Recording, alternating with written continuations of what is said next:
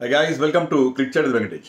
So IPL 2025లో league స్టేజ్లో చిట్ట చివరి మ్యాచ్ దగ్గరికి వచ్చేసి match number 70 is between Lucknow super giants and royal challengers Bengaluru. ఈ మ్యాచ్ వేదిక లక్నోలోని ఎకానా స్టేడియం. అంటే ఆర్సీబీకి ఎవే మ్యాచ్. ఆర్సీబీకి ఒక బ్రహ్మాండమైన రికార్డు చూసాం కదా మనం. వాళ్ళు హోమ్ మ్యాచెస్ ఓడిపోయినా ఎవే మ్యాచెస్ అన్నీ కూడా గెలుస్తూ వచ్చారు. 6 మ్యాచెస్ గెలిచారు. అన్ని ఆడిన 6 అవే మ్యాచెస్ గెలిచారు. లాస్ట్ టైం లక్లోనే ఆడారు against SRH, but that happens to be a technically home game, away game కాదు. సో ఇక్కడ హోమ్ గేమ్, అది హోమ్ గేమ్ ఓడిపోయినట్టే లెక్కకు వస్తుంది. ఇప్పుడు ఆడబోయేది ఎవే గేమ్. సో ఇది కనుక గెలిస్తే ఒక సీజన్లో ఆడిన ప్రతి ఎవే గేమ్, అంటే తమ సొంత గడ్డ మీద కాకుండా పరాయి గడ్డ మీద ఆడిన ప్రతి మ్యాచ్ గెలిచిన ఒక అద్భుతమైన రికార్డు వాళ్ళకి వస్తుంది. దానికంటే ముఖ్యంగా ఈ మ్యాచ్ గెలిస్తే వాళ్ళు టాప్ 2కి వెళ్తారు. They will playing qualifier 1. Qualifier 1 ఆడడంలో ఎంత ముఖ్యమైనది నేను ఇంతకుముందు కూడా చెప్పాను. ఎందుకంటే 2016లో ఎస్ఆర్హెచ్ మినహా ఏ టీం కూడా ఎలిమినేటర్ ఆడి టైటిల్ గెలిచింది లేదు. సో ఈసారి టైటిల్ మీద గంపెడ ఆశలు పెట్టుకున్న ఆర్సీబీకి మరి క్వాలిఫైయర్ 1 ఆడడం అనేది చాలా ముఖ్యం. ఏ రకంగా చూసుకున్నా కొంచెం టైం దొరుకుతుంది మీకు. క్వాలిఫైయర్ 1 ఆడడం వల్ల మీకు ప్రెషర్ తక్కువ ఉంటుంది. సో ఎలిమినేటర్ ఆడడం కంటే కూడా క్వాలిఫైయర్ 1 ఆడాలి అని చెప్పి టాప్ 2 ఫినిష్ చేయాలంటే they have to win this match. Simple. వాళ్ళకి ఎలాంటి క్యాలిక్యులేటర్, ఈసారి గమ్మత్ ఏంటంటే నెట్ రన్ రేట్లు, క్యాలిక్యులేటర్స్, పర్మిటేషన్స్, కాంబినేషన్స్ ఇవేమి చూడాల్సిన పని లేకుండా స్ట్రైట్ అవే మనకి ప్లే ఆఫ్స్ సీన్ రెడీ అయింది. అలాగే even for this top 2 position, అంటే క్వాలిఫైయర్ 1 ఎవరు ఆడతారు, ఎలిమినేటర్ 1 ఎవరు ఆడతారు అనేది అది డిసైడ్ చేయడానికి కూడా మనకి క్యాలిక్యులేటర్స్ అవసరం లేదు. What RCB has to do is to win this match. Simple thing. ఈ మ్యాచ్ గెలిస్తే చాలు వాళ్ళు టాప్ 2కి వెళ్తారు. దాని they will be playing Punjab కింగ్స్తో క్వాలిఫైర్ 1 ఆడతారు. ఈ మ్యాచ్ ఓడిపోతే ఎలిమినేటర్ ఆడాల్సి వస్తే ఇది dangerous Mumbai team. Last match నిన్నటి మ్యాచ్ ఓడిపోయింది ముంబై. పెద్ద ఇంప్రెసివ్గా లేరు నిన్న మ్యాచ్లో, కానీ Mumbai is a dangerous team. So అందుకని ఖచ్చితంగా, ఎందుకంటే వాళ్ళు ఎలిమినేటర్ ఆడుతూ వస్తున్నారు. ఆర్సీబీ ప్లే ఆఫ్స్కి లాస్ట్ 4-5 సీజన్స్లో వరుసగా ఒకసారి మినహా ప్రతిసారి ప్లే ఆఫ్స్కి వచ్చారు, కానీ ప్రతిసారి ఎలిమినేటర్ ఆడుతూ వచ్చారు. సో ఎలిమినేటర్ అనేది ఎలిమినేట్ చేసుకుంటే వాళ్ళ సిస్టమ్ నుంచి వాళ్ళకి కలిసి వస్తుంది. టైటిల్కి దిశగా వాళ్ళు ముందుకి అడుగేసే అవకాశం ఉంటుంది. So very very important match for them to win against LSG మీద గెలవడం చాలా చాలా ఇంపార్టెంట్ అని చెప్పాలి. సో 7 మ్యాచెస్ అవే మ్యాచెస్ గెలిచి తలా ఫర్ ఎ రీజన్, అది కూడా ఉంటుంది. సో ఆర్సీబీకి ఈ విజయం చాలా చాలా ఇంపార్టెంట్ అనడంలో ఎలాంటి సందేహం లేదు. సో ఆర్సీబీకి ఒక పెద్ద అడ్వాంటేజ్ ఏంటంటే Josh Hazlewood is back. Josh Hazlewood shoulder injury కోలుకొని వచ్చి ఈ మ్యాచ్ ఆడబోతున్నాడు. లుంగి ఎన్గిడి వెళ్ళిపోయాడు, జాకబ్ బెథెల్, లుంగి ఎన్గిడి ఇద్దరు వెళ్ళిపోయారు. బట్ టిమ్ సైఫర్ట్ టీంలో చేరాడు, New Zealand player. So Liam Livingstone కూడా అవైలబుల్ ఉన్నాడు. టిమ్ డేవిడ్ విషయంలో ప్రాబ్లం. సో జాష్ హ్యాజల్వుడ్ వచ్చేసాడు, మనకి బౌలింగ్ స్ట్రెంత్ అనేది అనుకుంటే వాళ్ళకి బ్రహ్మాండమైన ఫినిషర్ ఈ సీజన్లో మోస్ట్ కన్సిస్టెంట్గా ఆడుతారు. ఇంత కన్సిస్టెంట్గా ఆడడం ఎక్కడ చూడండి. ఇంకా ఫినిషర్కి ఓన్లీ సింగిల్ డిజిట్ అయితే డబుల్ డిజిట్లో 10-15 బాల్స్ ఆడే పరిస్థితి ఉంటుంది. అయినా కూడా అతను ప్రతిసారి కూడా ఈ contributed to the teams cause. బ్రహ్మాండమైన ఫినిషింగ్ టచ్ ఇచ్చే ప్లేయర్ టిమ్ డేవిడ్. లాస్ట్ మ్యాచ్లో అతనికి ఇంజరీ అవ్వడం చూసాను, హ్యామ్స్ట్రింగ్ లాగానే ఉంది అది. బట్ అతని అవైలబిలిటీ డౌట్గా అని చెప్తున్నారు. అతను బహుశా ఈరోజు మ్యాచ్ ఆడకపోవచ్చు, అది వాళ్ళకి కొంచెం చెప్తూ లియామ్ లివింగ్స్టన్తోనో సైఫర్డ్తోనో ఆ ప్లేస్ ఫిల్ చేయాల్సి ఉంటుంది వాళ్ళకి. సో అదొక ప్రాబ్లం ఉంది వాళ్ళకి. బ్లెస్సింగ్ మొజర్బానీ, ద టాల్ జింబాబ్వేన్ ప్లేయర్ కూడా చేరాడు. నాటింగ్హామ్లో టెస్ట్ ఆడాడు ఇంగ్లాండ్తో, అది అక్కడి నుంచి వచ్చి టీంతో చేరాడు. అతను కూడా అవైలబుల్. బట్ హ్యాజల్వుడ్ ఉన్నాడు కాబట్టి అతని అవసరం ఉండకపోవచ్చు టీంకి. But they have to find a replacement for Tim David, అది వాళ్ళకి. అలాగే వాళ్ళ కెప్టెన్ రజత్ పటీదార్ మరి పూర్తిగా కోలుకున్నాడో లేదో మనకు తెలియదు.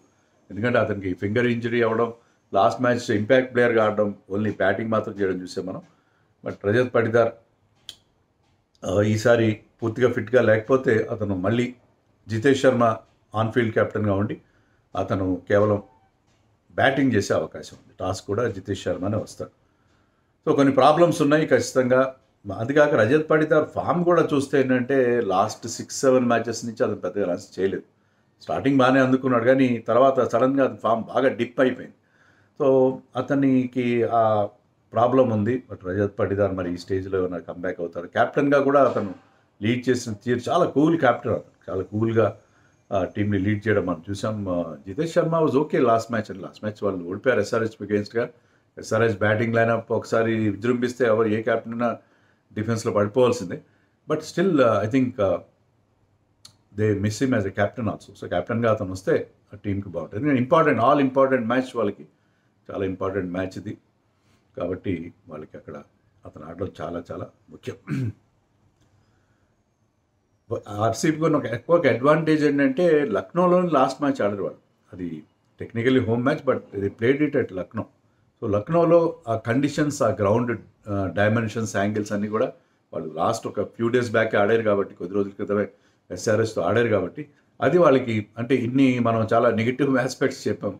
వాళ్ళకి కలిసి వచ్చే అంశం ఏంటంటే లక్నోలో ఉన్న ఫెమిలియారిటీ. సో లక్నోతో ఉన్న ఫెమిలియారిటీ వాళ్ళకి ఇంతవరకు కలిసి వచ్చే అంశంగా మనం చెప్పుకోవాలి. మరి లక్నో సంగతి ఏంటి? లక్నో ఇప్పుడు మనం ఆర్సీబీకి సంగతి చెప్తున్నాం. ఇది లాంగ్ టోర్నమెంట్లు వెళ్ళంటే బండ్లు ఓడలు అవుతాయి. ఆర్సీబీ వరుసగా 4 మ్యాచెస్ గెలిచి తర్వాత ఒక అబాండెంట్ మ్యాచ్ తర్వాత ఎస్ఆర్ఎస్తో మ్యాచ్ ఓడిపోయారు. సో వాళ్ళ విన్నింగ్ స్ట్రీక్ అక్కడ బ్రేక్ అయ్యింది. వెరాజ్ ఎల్ఎస్జీకి లూజింగ్ స్ట్రీక్ బ్రేక్ అయ్యింది. లాస్ట్ టైం వాళ్ళు జీటీని ఓడించారు, చిత్తుగా ఓడించారు. దాంట్లో 4 మ్యాచ్లో లూజింగ్ స్ట్రీక్ని బ్రేక్ చేసి వాళ్ళు విజయం సాధించారు. సో ఒక విన్నింగ్ స్ట్రీక్ బ్రేక్ అయింది అక్కడ, ఇక్కడ లూజింగ్ స్ట్రీక్ బ్రేక్ అయింది. So Lucknow is full of confidence. మెయిన్గా లక్నో ఇప్పుడు ఎందుకు చాలా డేంజరస్ అపోనెంట్గా కనిపిస్తుంది అంటే ఆర్సీబీకి, లక్నో బ్యాట్స్మెన్ అందరూ కూడా ఫామ్లోకి వచ్చారు. మార్ష్ ఫామ్లో ఉన్నప్పుడు ఈ match winner, perfect match winner. You cannot take the match away from. ఒకసారి అతను కుదురుకున్నాడంటే చుక్కలు చూపిస్తాడు బౌలర్స్కి. సో మార్ష్ లాస్ట్ మ్యాచ్లో సెంచరీ చేశాడు. చాలా క్విక్ ఫైర్ సెంచరీ అది. తర్వాత నికోలస్ పూరన్ మధ్యలో కాస్త ఫామ్ డౌన్ అయ్యి మళ్ళీ ఇప్పుడు బ్రహ్మాండంగా రైజ్ అయ్యాడు. లాస్ట్ మ్యాచ్లో అతని స్ట్రైక్ రేట్ కూడా 198 ఎంతో ఉంది. అతను ఫామ్లో లేనప్పుడు కూడా మనకి రోజు కర్వ్ సూపర్ స్ట్రైకర్ చూపిస్తారు. దాంట్లో అతను వైభవ్ సూర్యవంశీ తర్వాత అతనే ఉండడం అనేది మనం చూసాం. నెంబర్ ఆఫ్ సిక్సర్స్ కూడా అతను ఎక్కువ కూడా 6 హిట్టింగ్ అండ్ స్పిన్ హిట్టింగ్ అతని ప్రత్యేకత 2, ఒకటి 6 hitting, 2 spin hitting. Is one of the finest players of spin and also one of the specialist 6 hitter. So Chris Gayle తర్వాత తను అడిగితే మళ్ళీ తను కూడా వెస్ట్ ఇండియన్. ఆ 6 హిట్టింగ్లో అతను ఆ ప్రత్యేకత అతనికి ఉంది. సో వాళ్ళిద్దరు ఫామ్లోకి వచ్చారు. అది and even Rishabh Pant showed a semblance of form in the last match. 2 6లు కొట్టాడు, ఇంక్లూడింగ్ నో లిక్ 6 ఒకటి కొట్టాడు. సో రిషబ్ పంత్ కూడా ఇప్పుడు అతని మీద ప్రెషర్ లేదు. అతను కూడా ఫామ్లోకి వచ్చాడు. ఫామ్లోకి రావడం మనం బిగ్గర్ పిక్చర్ చూస్తే, ఇండియా కాంటెక్స్లో చూస్తే చాలా అవసరం. ఎందుకంటే మనం ఈ ఇంగ్లాండ్ టూర్కి వెళ్తున్నాం కాబట్టి రిషబ్ పంత్ ఫామ్లోకి రావడం ఇండియాకి, he's our main batsmen in test cricket. Particularly Rohit, Virat లేనప్పుడు అతని నుంచి చాలా ఎక్స్పెక్టేషన్స్ ఉంటాయి. సో రిషబ్ పంత్ ఫామ్లోకి రావాలి. ఈవెన్ ఆర్సీబీ ఫ్యాన్స్ కూడా కోరుకోవాలని నేను రిక్వెస్ట్ చేస్తున్నాను that Rishabh Pant should be back in form. మీరు నికోలస్ పూరన్, మార్ష్ ఫెయిల్ అవ్వాలని చెప్పి మీరు ప్రార్థన చేయండి, బట్ దాంట్లో మీరు రిషబ్ పంత్ పేరు చేర్చుకోండి. ఎందుకంటే రిషబ్ పంత్ ఫామ్లోకి రావడం ఇండియాకి చాలా అవసరం. సో రిషబ్ పంత్ కూడా ఫామ్లోకి వచ్చాడు. అయితే వాళ్ళకి ఇంకొక చిన్న మైనస్ ఏంటంటే ఎల్ఎస్జీకి Markram who has done well as an opener. Markram వెళ్ళిపోయాడు. మార్క్రమ్ అండ్ మార్ష్ మంచి పార్ట్నర్షిప్స్ చూసాం. అతను టెస్ట్ మ్యాచ్ ఆడడం కోసం he went back to South Africa. So South Africa England వెళ్ళిపోయాడు, మొత్తం మీద వెళ్ళిపోయాడు. ఇంగ్లాండ్లో అవుతుంది కదా మ్యాచ్ అది. సో అతన్ని మిస్ అవుతారు. మరి ఎవరు ఆడతారు అతని ప్లేస్లో? మరొక సౌత్ ఆఫ్రికా ఉన్నాడు, మాథ్యూ బ్రిడ్జ్కా, అతని పేరు బ్రిడ్జ్కా. అతను కూడా చాలా ఇంప్రెసివ్గా ఆడాడు. రీసెంట్ వన్డే సిరీస్లో వాటిలో చాలా బాగా ఆడాడు సౌత్ ఆఫ్రికాకి.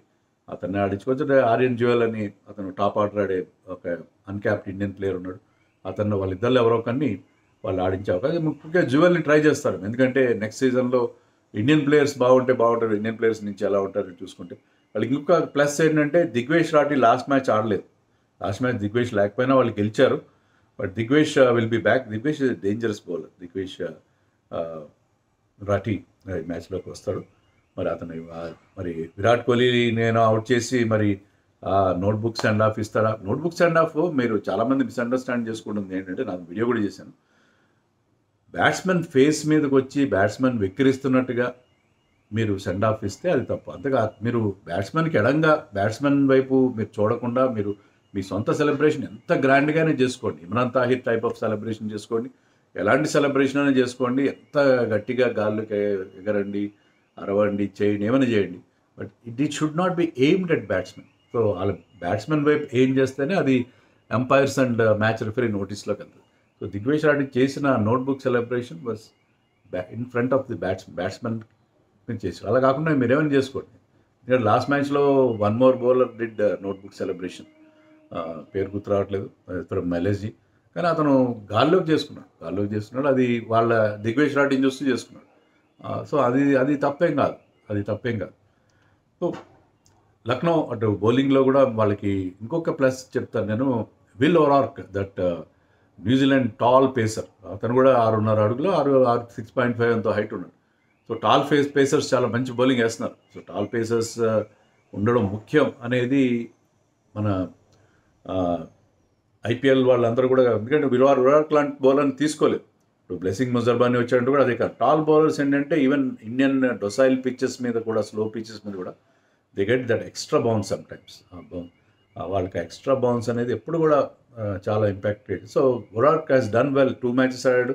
సో అతను కూడా టీంకి చాలా, మయాంక్ యాదవ్ ప్లేస్లో వచ్చిన విరాట్ కూడా చాలా బాగా పర్ఫామ్ చేశాడు. సో ఫాస్ట్ బౌలింగ్లో ఏమైనా ప్రాబ్లమ్స్ ఉన్నాయనుకుంటే తినట్టు. And Avesh Khan is doing well as a death బౌలర్గా Avesh Khan is been a revelation ఈ సీజన్లో. అని ఇంతవరకు కూడా, అది గతంలో కూడా యార్కర్స్ బాగా వేసేవాడు, డెత్ బౌలింగ్ బాగా చేసేవాడు, కానీ ఈ సీజన్లో పర్టికులర్గా కొన్ని మ్యాచెస్లో ప్రెజర్ సిచ్యుయేషన్స్లో చాలా మంచి బౌలింగ్ చేస్తారు. So LSG is going to be a very tough opponent for RCB. కానీ ఆర్సీబీ టాస్క్ ఏంటంటే వాళ్ళ బౌలింగ్ ఓవరాల్గా అంత స్ట్రాంగ్ ఏం లేదు. సో వాళ్ళు పెద్ద రన్స్ చేయాలి. ఒకవేళ ఫస్ట్ బ్యాటింగ్ చేస్తే ఈ స్కోర్ బిగ్, ఇప్పుడు 200, 220 on the board, and that will ensure the win. అలాగే వాళ్ళు కనుక ఫస్ట్ బ్యాటింగ్ చేస్తే get rid of Marsh and Pooran early. వాళ్ళిద్దరిని తొందరగా అవుట్ చేస్తే వాళ్ళ మిడిల్ ఆర్డర్ చాలా సాఫ్ట్ అండర్ బెల్లి, వాళ్ళ మిడిల్ ఆర్డర్ చాలా చాలా వీక్ ఉంది. సో ఆ మిడిల్ ఆర్డర్ ఎక్స్పోజ్ చేస్తే బాగుంటుంది. ఈవెన్ మిల్లర్ లాంటి ప్లేయర్ని కూడా వాళ్ళు పక్కన పెట్టేస్తున్నారు కాబట్టి మిడిల్ ఆర్డర్ ఏమాత్రం బాగాలేదు వాళ్ళకి. సో మిడిల్ ఆర్డర్ని వాళ్ళు ఎక్స్పోజ్ చేయొచ్చు. సో వాళ్ళు చేయాల్సిందల్లా you make plans to dismiss Pooran and Marsh. అది Hazlewood, Bhuvneshwar Kumar and co వాళ్ళ ముందున్న టాస్క్ అది. Even somebody like Krunal Pandya కూడా అతని ఆ బౌన్సర్లు వేస్తాడో, ఎలాంటి వేరియేషన్స్ వేస్తాడో, మొత్తం మీద he has to get rid of. ఎందుకంటే కొంత అనార్థడాక్సీ ఎప్పుడు కూడా మంచి ఫలితాలు ఇస్తుంది. మీరు ఏంటంటే సూటిగా చేస్తూ వెళ్తాను, నేను మంచి క్రికెటింగ్ షాట్స్ ఆడతాను, లేకపోతే ఆర్థడాక్స్ బౌలింగ్ వేస్తానంటే అది T20లో వర్కౌట్ కావట్లేదు. So they have to be innovative bowling అది చేయాల్సి ఉంటుంది. సో అది వాళ్ళ టాస్క్. ఈ మ్యాచ్ గెలవాలంటే వాళ్ళిద్దరిని తొందరగా అవుట్ చేయాలి. లేకపోతే ఏంటంటే మనం చూస్తున్న ట్రెండ్ ఏంటంటే వితౌట్ ప్రెషర్ ఉన్న టీమ్స్ మరి క్వాలిఫైయింగ్ టీమ్స్ని ఇబ్బంది పెట్టడం, మన వాళ్ళ పార్టీ స్పాయిల్ చేయడం మనం చూసాం కదా. వాళ్ళు స్పాయిల్ చేయకుండా ఉండాలంటే RCB has to bring their A game into the picture. They have to be at the top of their game. చాలా చాలా ఇంపార్టెంట్ మ్యాచ్ అవుతుంది వాళ్ళకి ఆ టాప్ 2 ఫినిష్ కోసం. So they have to show that form. అలాంటి form వాళ్ళు చూపించాల్సిన అవసరం. విరాట్ కోహ్లీ, అఫ్కోర్స్ విరాట్ కోహ్లీ తనకున్న ఎక్స్పీరియన్స్తో ఇలాంటి ప్రెజర్ సిచ్యుయేషన్స్లో ఎలా ఆడతారు, ముఖ్యంగా చేంజ్ చేయాల్సి వస్తే Virat Kohli will be the man. And ఈ సీజన్లో అతను ఉన్న గ్రేట్ ఫామ్ ఆ టీంకి పెద్ద ప్లస్ అయ్యే అవకాశం ఉంది. సో అది మరి పిచ్ ఎలా ఉంటుంది. పిచ్ ఇక్కడ mixed soil pitch, black and red soil mix పిచ్గా చెప్తున్నారు. అండ్ బ్యాటింగ్ ఫ్రెండ్లీ పిచ్ ఉంటుంది అన్న. సో బిగ్ రన్స్ వచ్చే అవకాశం ఉంది. Batting friendly pitch, bigger ground, అది ఈజీగా 6లు కొట్టడం. Okay, square boundaries are very big, probably biggest ground in India ఇది. అంటే ఇన్ టర్మ్స్ ఆఫ్ సైజులో లార్జెస్ట్ గ్రౌండ్ ఇది. అంత సైజ్ ఉన్న బౌండరీస్, డైమెన్షన్స్ వైజ్గా చాలా పెద్ద ground. So important match for RCB, difficult task. And ఆ రికార్డ్ సాధిస్తారా, టాప్ 2కి వెళ్తారా, టాప్ 2కి వెళ్ళి టైటిల్కి క్లోజ్గా వస్తారా. సో ఈ మ్యాచ్ వాళ్ళకి చాలా చాలా ఇంపార్టెంట్. అండ్ ఎల్ఎస్జీ వాళ్ళు కూడా ప్రూవ్ చేసుకుని నెక్స్ట్ సీజన్కి ప్రిపేర్ అవ్వాలి for Rishabh Pant. Particularly I want Rishabh Pant to score some runs. ఏమంటారు?